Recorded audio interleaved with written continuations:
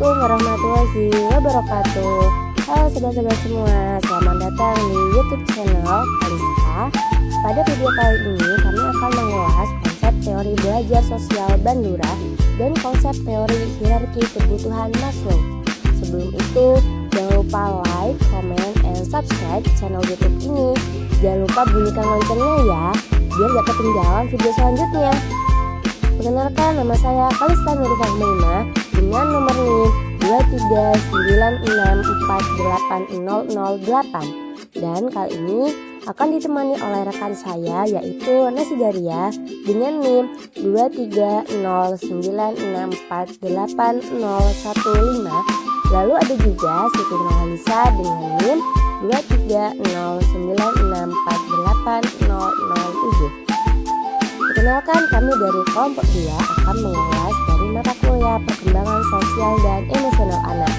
Untuk itu langsung saja kita tonton videonya ya. Selamat menyaksikan. Assalamualaikum warahmatullahi wabarakatuh.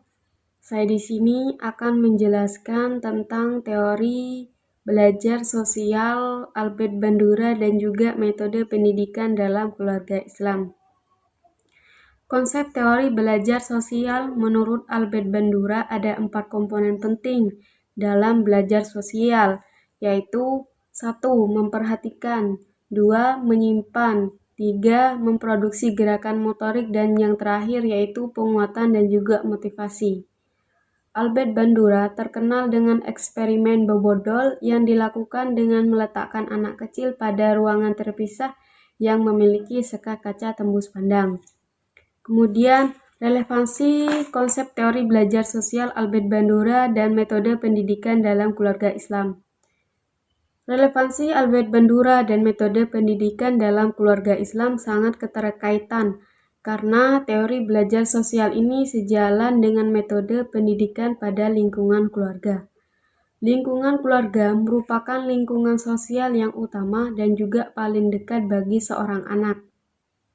Karena seorang anak akan terlebih dahulu mengenali situasi dalam keluarga sebelum mengenal lingkungan luar, dan juga anak lebih banyak menghabiskan waktunya dalam lingkup lingkungan keluarga. Pengalaman yang didapatkan dalam lingkungan keluarga akan memberikan dampak yang sangat signifikan terhadap perkembangan perilaku dan juga kepribadian anak di masa yang akan datang. Hal ini dikarenakan karena orang tua sebagai pendidik pertama yang memberikan pendidikan pada setiap anak. Di samping itu, anak memiliki daya tangkap untuk meniru dan juga merekam apa yang diajarkan oleh orang tuanya. Hasil pengamatan anak terhadap didikan dan juga pengajaran yang diberikan oleh orang tuanya akan memberikan pengaruh terhadap watak anak di masa yang akan datang. Lingkungan yang paling lama dan berperan besar dalam memberikan pendidikan adalah lingkungan keluarga. Oleh karena itu, pada metode pendidikan keluarga dalam pandangan Islam terhadap keteladanan dan juga pembiasaan agar anak belajar dan meniru hal-hal yang baik dari orang tuanya. Dengan demikian, orang tua dituntut untuk lebih berhati-hati dalam berkata, bertingkah laku, agar dapat memberikan dasar-dasar pendidikan yang benar untuk anak. Mungkin hanya itu yang bisa saya sampaikan. Wassalamualaikum warahmatullahi wabarakatuh. Baik, langsung saja teman-teman. Pada kesempatan kali ini, saya akan menjelaskan tentang implementasi teori hierarki kebutuhan dari Abraham Maslow dalam sebuah organisasi. Teori kebutuhan manusia menurut Maslow menjelaskan bahwa setiap manusia mempunyai 5 kebutuhan dasar. Tingkatan hierarki kebutuhan manusia menurut Maslow dijelaskan ke dalam bentuk piramida. Maslow menganggap bahwa kebutuhan yang paling rendah harus dipenuhi dahulu, baru kemudian kebutuhan menengah hingga yang paling tinggi. Teori hierarki kebutuhan Maslow adalah salah satu teori psikologis yang berguna untuk memicu munculnya motivasi pada seorang individu dalam memenuhi kebutuhan mereka sehari-hari. Teori hierarki kebutuhan Maslow diperkenalkan pada tahun 1943 melalui A Theory of Human Motivation melalui acara Psychological Review. Ada 5 kelompok kebutuhan yang diungkapkan oleh Abraham Maslow, yaitu yang pertama ada kebutuhan fisiologis, yang kedua ada kebutuhan rasa aman, dan yang ketiga ada kebutuhan cinta, memiliki dan dimiliki. Yang keempat ada kebutuhan penghargaan, dan yang terakhir yang kelima ada kebutuhan aktualisasi diri. Baiklah, saya akan menjelaskan tentang kebutuhan fisiologis. Kebutuhan fisiologis adalah kebutuhan yang sangat mendasar dan penting. Ini haruslah terlebih dahulu dipenuhi agar manusia dapat bertahan hidup dan melangkah ke tingkat kebutuhan selanjutnya. Maslow mengutip contoh-contoh kebutuhan ini seperti kebutuhan manusia akan oksigen, air, makanan, suhu tubuh yang normal, tidur, homeostatis, kebutuhan seksual, dan lain sebagainya. Yang kedua ada kebutuhan keamanan.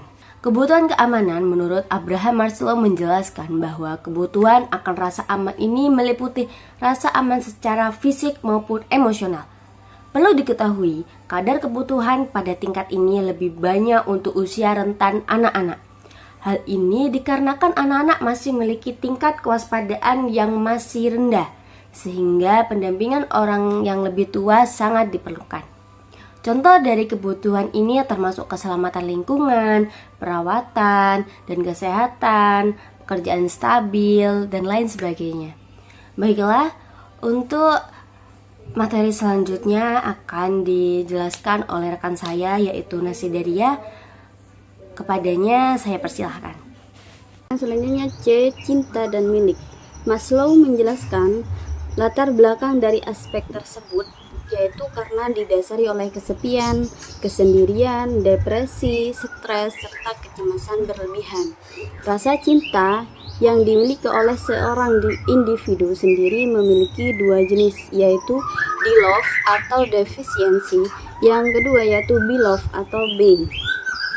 Selanjutnya yaitu yang D, kebutuhan penghargaan. Maslow mengklasifikasikan kebutuhan ini menjadi dua bagian, yaitu pertama, lebih mengarah pada harga diri.